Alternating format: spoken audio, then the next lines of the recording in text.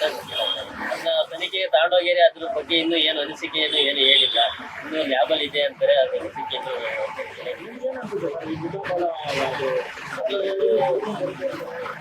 ನಾವು ಕಂಡಂಗೆ ಆ ಥರ ತಳಿ ಯಾವುದು ನಾವು ಕುರಿ ಸಾಕಿ ಊರಿಂದ ಬಂದು ಬೆಂಗಳೂರಿಗೆ ಬಂದು ಜೀವನ ಮಾಡ್ತಾ ಇದೀವಿ. ಆ ಥರ ತಳಿ ನಾವು ಯಾವುದು ನೋಡಿಲ್ಲ ಸರ್. ನಾವು ಕುರಿ ಕಾಯ್ದು ಕುರಿ ಸಾಕಿ ಈಗ ನಮ್ಮ ಅಪ್ಪ ಒಂದು 2-3 ಮಡಿಕೊಂಡಿದ್ವಿ. ಅವಾಗ 50-100 ಗಂಟೆ ಮಡಿಕೊಂಡಿದ್ವಿ ನಾವು ಕಾಯ್ಬೇಕಾದ್ರೆ. ಸರ್ ನಮ್ದು ಇಲ್ಲಿ ಯಡಿಯೂರ ಹತ್ರ ಕಲ್ಲು ಖಂಡಿತ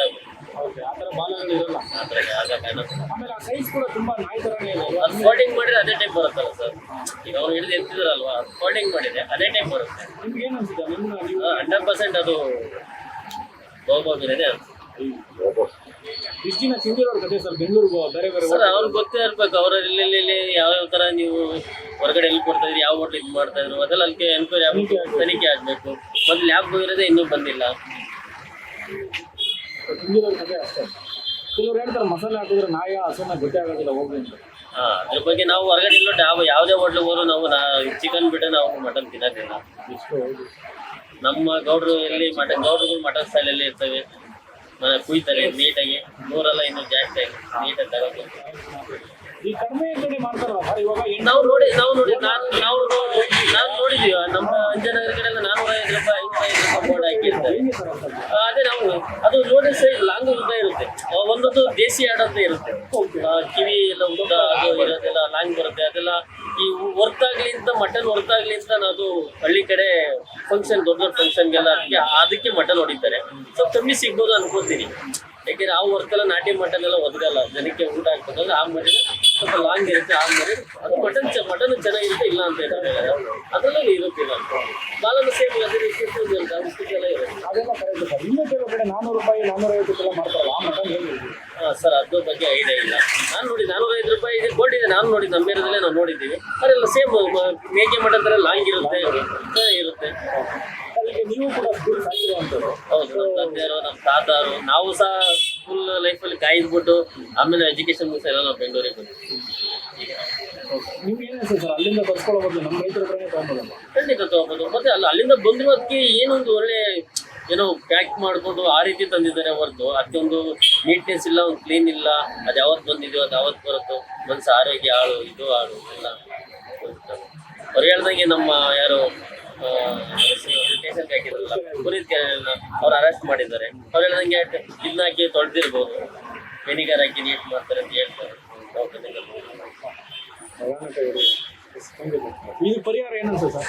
ಸರ್ ಪರಿಹಾರ ಫುಡ್ ಇನ್ಸ್ಪೆಕ್ಷನ್ ಇದೆ, ಸರ್ಕಾರ ಇದೆ, ಸರ್ಕಾರ ಕಣ್ಮುಚ್ಕೊಂಡಿದೆ ಅನ್ನೋದು ಎಲ್ಲರೂ ತಿಂತಾರೆ.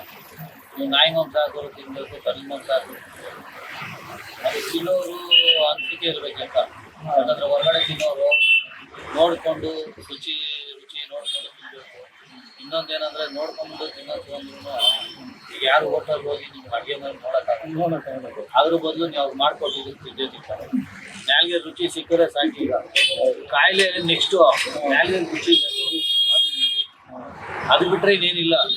ಈಗ ಈಚೆ ತಿನ್ನೋದೇ ಒಂದು ಅದೇನೋ ಹೇಳ್ತಾರಲ್ಲ, ಹೊರಗಡೆ ತಿನ್ನೋದೇ ಈಗ ಅಲ್ಲ, ಒಂದು ಫ್ಯಾಷನ್. ಊಟ ಮನೇಲಿ ಮಾಡಿ ಅಡುಗೆ ಮಾಡಿ ತಿನ್ನೋರು ಕಮ್ಮಿ ಆದ್ರು, ಹೊರಗಡೆ ತಿನ್ನೋರು ಜಾಸ್ತಿ ಆದ್ರು. ಆದ್ರಿಂದನೇ ಈಗ ಅವರು ಈಗ ತಿನ್ನೋರು ಜಾಸ್ತಿ ಆದ್ರೆ ತಾನೆ ಅವರು ಮಾಡೋರು ಜಾಸ್ತಿ.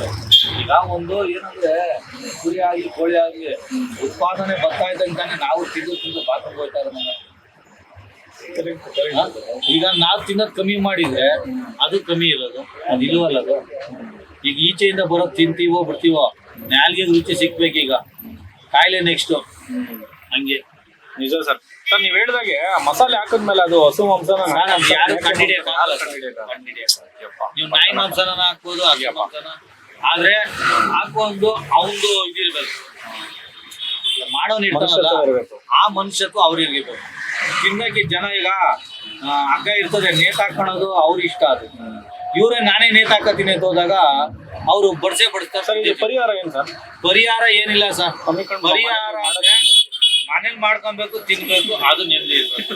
ಈಗ ಯಾವ ಮಿನಿಸ್ಟ್ರು ಏನು ಮಾಡಕ್ಕಾಗಲ್ಲ ಪಾಪ. ಅವ್ರ ಕೆಲಸದಲ್ಲಿ ಇರ್ತಾರೆ. ಇವ್ ನಾಯಿ ಮಾಂಸ ತನ್ನ ದನದ ಮಾಂಸ ತಿನ್ನ ಒಂದೊಂದಕ್ಕೂ ಸೀಲ್ ಹೊಡಿಯಕ್ ಆಗಲ್ಲ. ಈಗ ಒಂದು ಕುರಿ ಕುಯ್ಯೋನು ಅವ್ನು ಹೋಗಿ ಒಂದ್ ಸೀರೆ ಹೊಡ್ಸ್ಕೊಂಡ್ ಬಂದ್ರೆ ಇನ್ನೊಂದು ಹಂಗೆ ಆಗುತ್ತಾ?